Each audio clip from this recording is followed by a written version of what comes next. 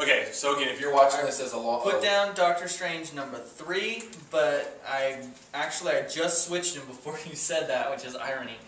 I switched him with Colossus. I put him in 4. So yours is in order of importance? Mm-hmm. Mine's not.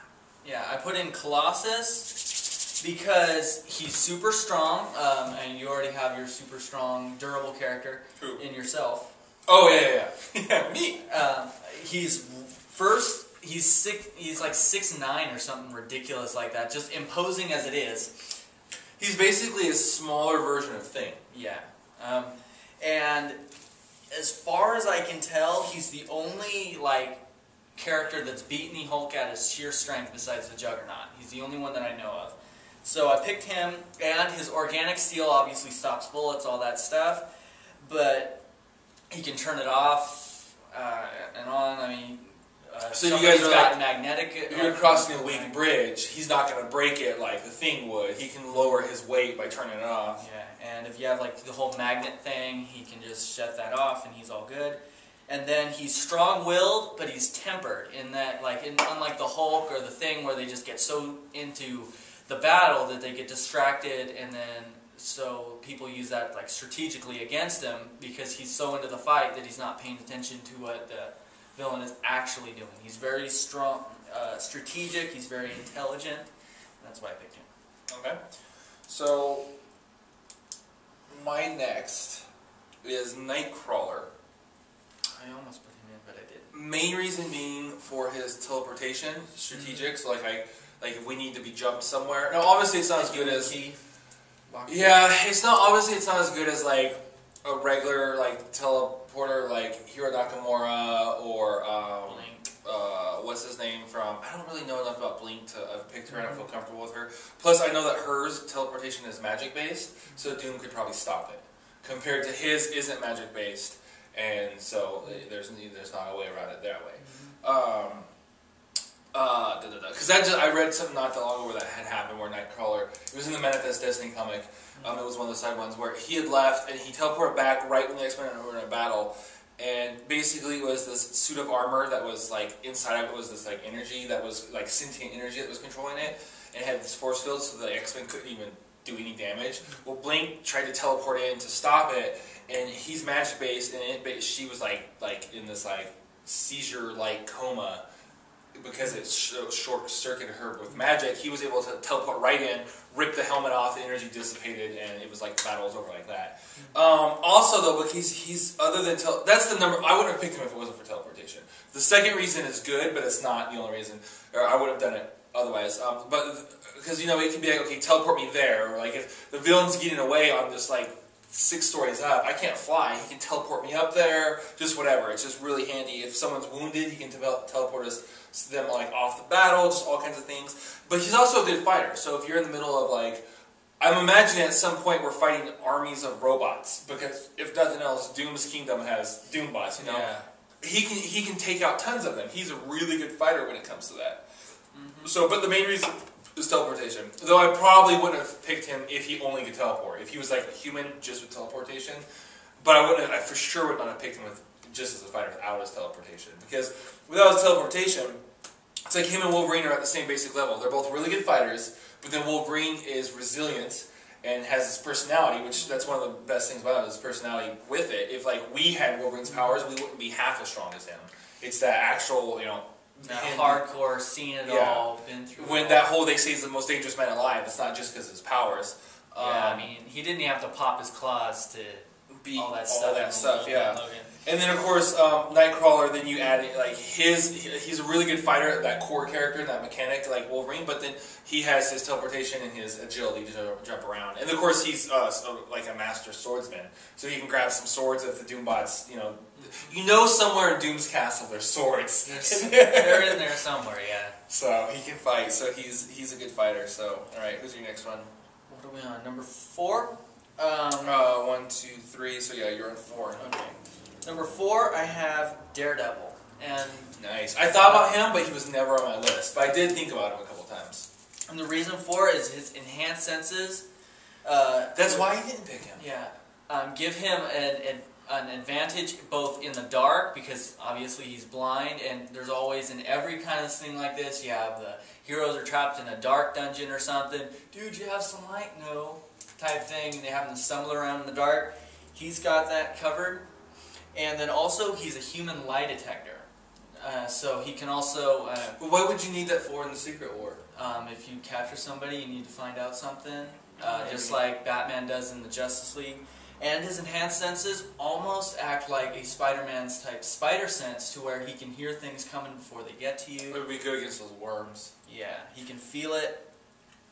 All that. See, I didn't pick him because of his senses, because I figured he's good in the city where sounds ricochet and stuff, and where there's like a lot of like cold, hard, non-organic city stuff, and like so he can feel or like he can the heat people behind doors and stuff. He can the sounds of stuff. I figured out in like an open desert area where a lot of the fighting takes place, he wouldn't be as good because it's just open. A lot of the sound wouldn't be reflecting back to him. Not that that's his only sense, but the whole sonar thing is one of them.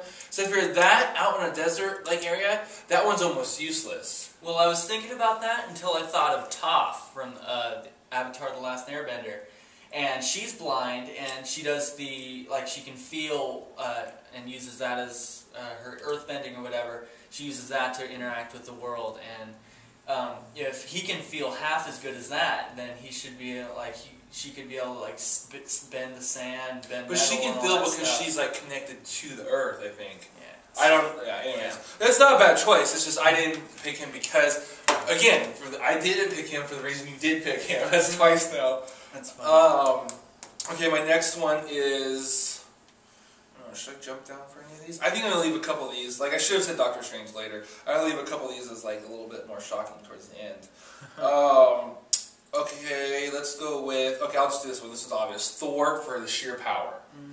I mean, for the sheer power, he's obviously not going to die either. You don't have to worry about him. Even if some super crazy blast that, one of the villains... So we keep saying Doctor Doom because he's, the only villain we respect out of these. The rest of them are, the rest of them are pretty stupid. Well, Red Skull obviously is formidable, but I've just never been a big fan of him. I don't, He's been beaten. I've just seen him beaten a lot of times throughout the years. And so I really like Doctor Doom and a lot of the others, So anyways...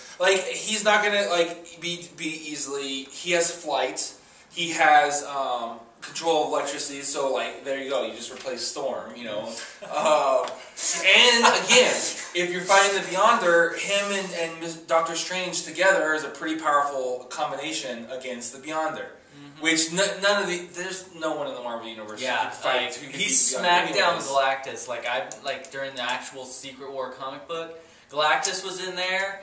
And this is a guy that he sucked the life force right out of Ultron, who's a robot. He sucked the energy source right out of him, and yet he's flying up there to try and take those Beyonder's spot, and it smacked him down like a fly. Now, we don't know this, though, so that's why I'm thinking those two are going to be my main force against the Beyonder. Realistically, it's not going to do any good. But me thinking in his perspective... Basically, you could compare them... The Beyonder is this world's name for God. As far as his they portray him like a god. That's one thing we were talking about earlier. Is Thor is called a god, but he's really an immortal. Is a better term for him because he's not. But the Beyonder, they really do try to. It's almost like if you are not a religious kind of person, you want I want to make a god character. They pick a lot of things. They give a lot of attributes that superheroes don't normally have. It's more, but obviously we know that. Look, there's a spiritual application. We know God's the one true God. That even He can mess with the Beyonder. Anyways, I picked Thor because of that. And also, like I said, he can fly. And so he has, in a huge, large battle, that kind of, having some flying characters is good. Plus, he's super strong and all the lightning and all that kind of stuff. He'd just be an all-around, really well-rounded character that, again, you don't have to worry about. And can do major damage. I can't pick the Hulk, so I'm going to pick, or him. He's a good stand-in. I don't really have a character that fits that. I mean, Colossus in sheer strength, and then yeah, but there's no way that Colossus is going to beat though Thor. So yeah, not exactly. Except for the fact that metal conducts electricity. Even if he could, he doesn't have the advantage of flight, and he doesn't have he can't call in like lightning blast as like some like airstrike support. Not that Thor really ever does that, but theoretically he could. No, he did it. He did it in that one comic. I think it was Ultimate, so it kind of, as far as we're concerned, he doesn't count. But that one where he was fighting Storm, I think he fried her with electricity just to be ironic. Because like she was like, oh, so stuff, and he's like, stupid girl, you can control it, like, whatever. I'm the god of lightning, you know. And it's like I don't remember for sure. I think he fried her. When he was taking her. It was what the I don't remember the name of that series, but yeah, they get mad at the X-Men. Yeah. All right, we gotta kind of keep moving through this though. So I just said Thor. So who's your next one? We're on 5. I have Beast. Because mind. Yeah, his scientific intellect. He's obviously, cures the legacy virus. He's very smart, very aware of technology and things. His agility. He's also good in the field. Yeah. His durability. Get him. He's taken on people like. Just keep him away from rafter beams, and he's good. Back to Old Man Logan. Yeah. If you didn't see the last episode, you gotta go watch it. Yeah, that was horrible. It's the most graphic, brutal. We say the show's PG, but that was probably more of a PG-13. Yeah, the book is like PG-13, and I showed some images from it. So, but anyways, yeah. And he's obviously super strong, super fast. He's like a Super Ball almost. He's similar to Spider-Man in that regard. He's got the agility. He's probably stronger, and then he has a scientific mind. Yeah. So it's always great when your super genius is also really good in the field. See, I'm gonna say mine. I didn't pick him because I wanted like a genius, but I didn't want. We tried not to like talk about this at all, but there's a few things we can't discuss because like I was asking who are other geniuses, because obviously like the number one, we agreed, both of us. If you disagree, send comments to geekchurch@gmail.com, but is that Reed Richards is probably the smartest man in there, with Dr. Doom being the second smartest, but you can't pick him.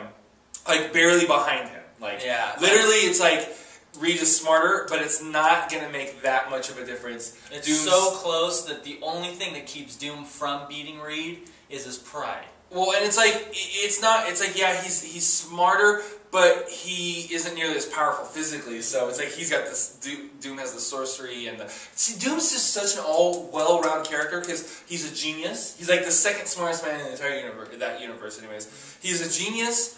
He has armor that's pretty much comparable to Iron Man's, except for it doesn't break down as much. And he has his sorcery stuff, so he's like 3 bases of power. Place for the sorcery. Yeah, only behind Morgan Le Fay, right? No, behind Doctor Strange. Oh, so he was trained by Morgan.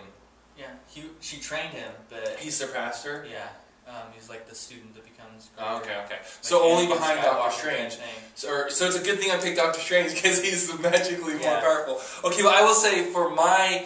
Okay, so him, we talked about Beast, but to me, Beast wasn't as much of a genius as... Actually, I think Morgan Le Fay was the Sorcerer's Supreme, and Doctor Strange inherited it from her when she became evil or something like that. Well, she's not old. She is old, but she has the appearance of a young woman. She travels through time. But she's evil. That's how she gets that. Is Sorcerer Supreme only a good character, or could it go either way? It's just somebody that's the most powerful sorcerer in the earth. Basically, out of all the things, like, I didn't want freaking Plastic Man. Okay, I know it's DC, but same day. He's really smart, but then he's like, I didn't want Reed Richards, but I wanted a smarter character. I didn't want Beast. We talked about Beast because, to me, he's more of like, if I have a lab and time, I can do something. So I settled for a compromise. He's not exactly a genius. I picked Iron Man, because Tony Stark is a technology genius. So it's not with anything. He's not going to build some sort of space-time continuum machine to get you home, but he is really smart. I think Dr. Doom is probably the only person that could actually do that. Or Reed Richards. I'm not sure if Reed could. He's done it in the other different things. I've seen him beat like Galactus with different techniques. Well, in the newer that you've refused to watch, the newer Fantastic Four cartoon, he did some stuff similar. But anyways. With that, yeah, so I picked Iron Man because not only is he, yeah, I know, I got 30 seconds. Not only it's to match like the mind, you pick Beast, but he's also good in the field. One thing he did mention is if his armor's damaged, he can't fight anymore. But then he's just back in the lab doing more strategic stuff, building something. So I went ahead and took the gamble on him because then he could just be back in the base doing stuff. So we're going to switch now to the next segment, which is still this.